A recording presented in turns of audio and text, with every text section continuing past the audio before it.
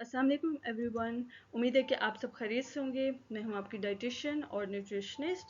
आज की video cholesterol के बारे में है। हम देखेंगे कि कोलेस्ट्रॉल क्या होता है, उसके साथ साथ वो लोग जिनका कोलेस्ट्रॉल ज़्यादातर हाई रहता है या बढ़ा हुआ रहता है तो उनकी डाइट क्या होनी चाहिए। उसके साथ साथ वो अपनी ग़िज़ा में वो ऐसी कौन सी चीज़ें इस्तेमाल कर सकते हैं या इंक्लूड कर सकते हैं जिनसे उनकी ये शिकायत दूर हो जाएगी। उसके साथ मैंने एक सैम्पल डाइट प्लान भी मेंशन कर दिया है।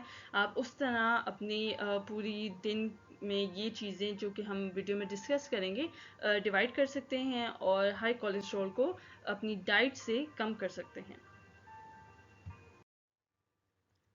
सबसे पहले हम देख लेते हैं कि कोलेस्ट्रॉल क्या होता है। कोलेस्ट्रॉल एक मादा है या एक सब्सटेंस है जो कि एक ख़ास मकदार में हमारे खून में मौजूद होता है। इसकी एक ख़ास मकदार हमारी बॉडी के लिए ज़रूरी है। उसके साथ ये आपकी ब्लड में होना चाहिए 200 mg से कम। उसके साथ साथ अगर इसकी मकदार इससे या इससे ज़्यादा बढ़ जाएगी तो आप ज़्यादा चांसेस हैं कि आपको हार्ट इश्यूज़ हो सकते हैं, दिल की बीमारियों का ख़तरा बढ़ जाता है, उसके साथ साथ स्ट्रोक के चांसेस बढ़ जाते हैं।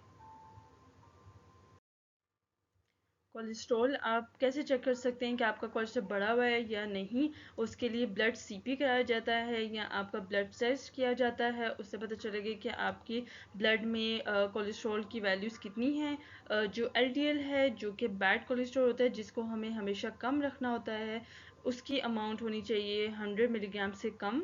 और जो एचडीएल होता है यानी गुड कोलेस्ट्रॉल, उसकी अमाउंट आपको रखनी है 40 मेल्स के लिए कि 40 मिलीग्राम से ज़्यादा होना चाहिए और फीमेल्स के लिए या औरतों के लिए 50 मिलीग्राम से ज़्यादा होना चाहिए। अब हम कॉजेज़ देख लेते हैं, वजूहात देख लेते हैं कि कोलेस्ट्रॉल क्यों इतना बढ़ जाता है।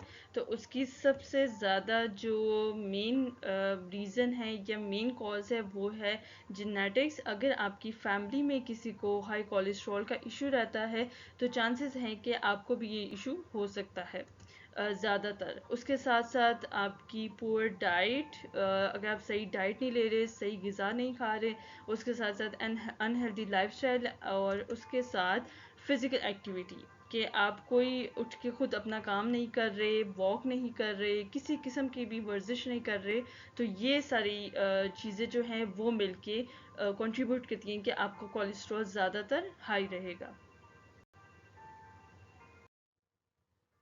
अब हम आ जाते हैं कि अगर तो कोलेस्ट्रॉल बढ़ गया है तो आपको क्या करना है। अगर ये जेनेटिक है या अगर आपकी कोई फैमिली में ये केस था या आपकी फैमिली में किसी को इशू है हाई कोलेस्ट्रॉल का, तो आपको जो डॉक्टर ने मेडिसिन दी है या जो दवाई दी है वो अपने साथ जारी रखनी है। उसके साथ साथ आपने लो फैट हर किस्म की चिकनाई, ऑयल, घी वगैरह अपनी डाइट से निकाल देना है।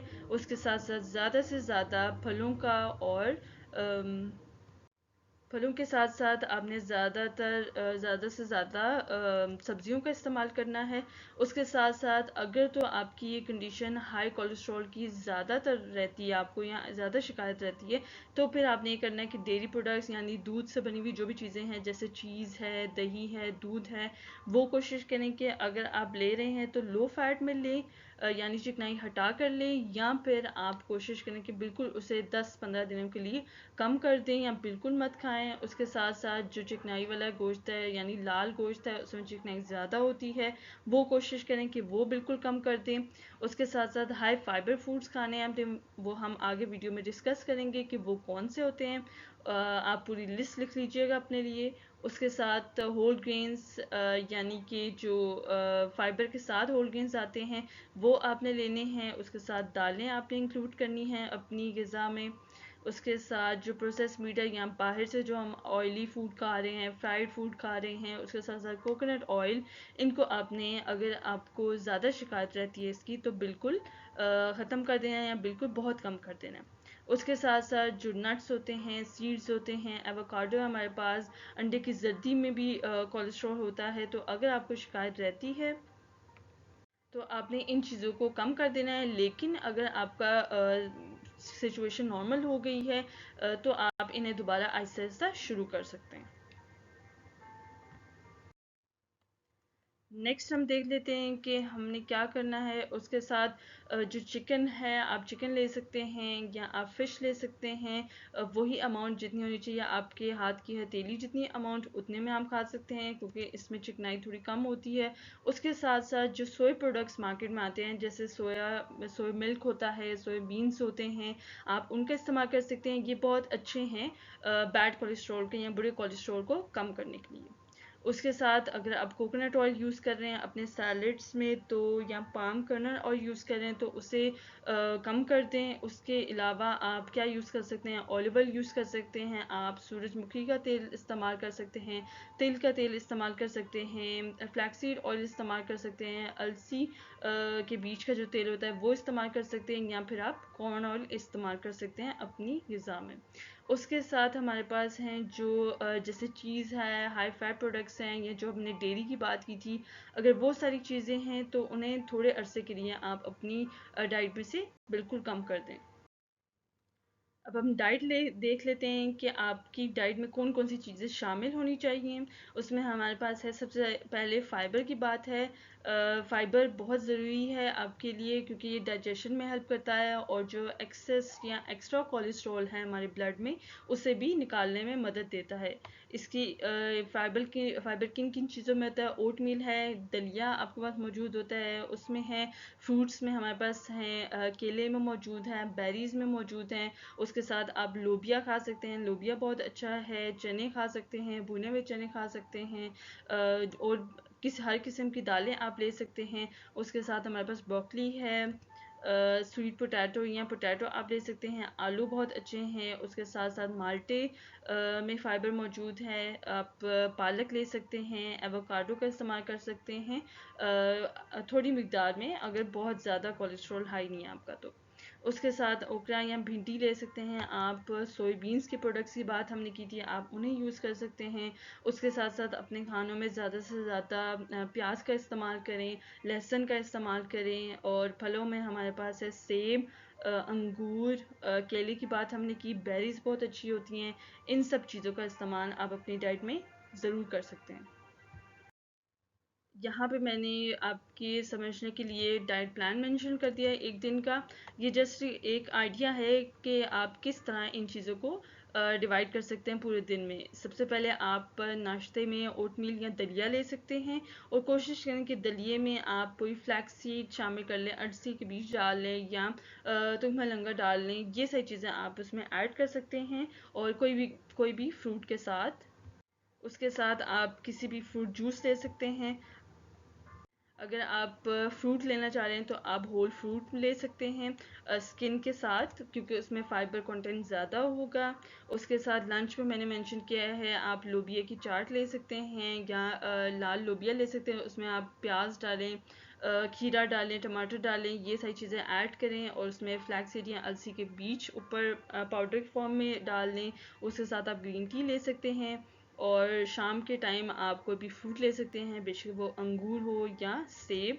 उसके साथ डिनर में रात के टाइम आपने कोई भी प्रोटीन लेनी है, क्योंकि हमने बात की है चिकन की या फ़िश की, क्योंकि इसमें चिकनाई कम होगी, तो आप ये ले सकते हैं वही अपनी यूजुअल रोटी के साथ। और उसके साथ आप योगर्ट का इस्तेमाल कर सकते हैं, लेकिन लो फैट, या अगर घर में बनाई हुई है तो और अच्छी बात है, उसकी चिकनाई हटा के।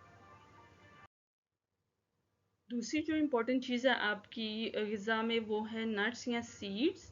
ड्राई फ्रूट का इस्तेमाल ज़रूर आप कर सकते हैं, अगर आपको ज़्यादा शिकायत नहीं रहती, या अगर ये जेनेटिक मसला नहीं है तो आप हैंडफुल ऑफ नट्स ले सकते हैं। आपकी मुट्ठी में जितने आते हैं वो, ये ऑलमोस्ट बनते हैं 30 से 40 ग्राम, और उसमें आ जाते हैं बादाम, अखरोट ले सकते हैं आप। उसके साथ पिस्ताशियोज़ ले सकते हैं। उसके साथ सीड्स में आप जो इस्तेमाल कर सकते हैं, फ्लैक्स सीड का हमने बात की है, अलसी के बीज, सूरजमुखी के बीज, पम्पकिन के बीज या पम्पकिन सीड्स। उसके साथ साथ तिल का इस्तेमाल कर सकते हैं। ये आप ऐसे तो नहीं खा सकते सीड्स, तो आप कोशिश करें कि इन्हें अपने दलियों में इस्तेमाल कर लें। अगर आप स्मूदी बना रहे हैं, स्मूदी में ऐड कर लें। अगर आप सैलड बना रहे हैं तो पाउडर फॉर्म में, फ्लैक्स सीड पाउडर फॉर्म में आप रखें और उसे ऊपर स्प्रिंकल कर लें। इस तरह आपका फ़ाइबर भी अंदर जाएगा और हेल्दी फैट्स भी जाएंगे, और ये आपको मदद करेंगे। तीसरी जो इम्पोर्टेंट बात है वो है फिज़िकल एक्टिविटी। यानी आपने डेली वॉक करनी है, या हल्की फुल्की वॉक कर लें, या आप रनिंग कर लें, या जॉगिंग कर लें, लेकिन थोड़ी सी वर्जिश आप योगा कर सकते हैं, थोड़ी सी वर्जिश स्ट्रेचिंग या ब्रीथिंग एक्सरसाइजेज ज़रूर करें, क्योंकि इससे HDL या गुड कोलेस्ट्रॉल पे बहुत अच्छा इफेक्ट पड़ता है और उसकी वैल्यूज़ इंक्रीज़ होती हैं हमारे ब्लड में। तो फिज़िकल एक्टिविटी बहुत ज़रूरी है। आज की वीडियो के लिए बस इतना ही। आई होप कि आप इन सारी चीज़ों को फॉलो करके अपने कोलेस्ट्रॉल लेवल्स को नीचे लाएंगे। डाइट से बहुत ज़्यादा चांसेस हैं, ऑलमोस्ट 35 to 40% चांसेस हैं कि आप हाई कोलेस्ट्रॉल का बगैर किसी मेडिसिन के नॉर्मल पे ला सकते हैं। आज का हम वीडियो एंड करते हैं एक अच्छे से कोट के साथ, जो कि है cholesterol is a substance in the blood that causes you to eat salads. ये बात बिल्कुल सही है, लेकिन आप कोशिश करें कि आपको हाई कोलेस्ट्रॉल का इशू ही ना हो जब आप सैलड्स की तरफ आएँ। यानी आप पहले से ही अपनी डाइट को नेचुरल रखें, फ्रेश फ्रूट्स वेजिटेबल्स का इस्तेमाल करें, फ्रेश चीज़ों का इस्तेमाल करें, नेचर के करीब रहें और ऑर्गेनिक चीज़ों का इस्तेमाल करें, ताकि आपको किसी शिकायत, किसी चीज़ की शिकायत ना हो या किसी बीमारी की शिकायत ना हो, और आप फिज़िकली एक्टिव रहें। इससे आपकी बॉडी भी अच्छी रहेगी, आपका फ्रूट्स एंड वेजिटेबल के इस्तेमाल से आपकी डाइजेस्टिव सिस्टम भी सही रहेगा, आपकी स्किन भी बिल्कुल सही रहेगी। तो कोशिश करें कि आपको किसी precaution is better than cure, आपको किसी बीमारी के बाद इन चीज़ों की तरफ ना आना पड़े, बल्कि आप पहले से ही अपनी डाइट को और अपने लाइफस्टाइल को क्लीन और हेल्दी रखें। आज की वीडियो के लिए बस इतना ही। आप सब्सक्राइब कर सकते हैं मेरे चैनल को, डाइटिशियन फातिमा। Thank you.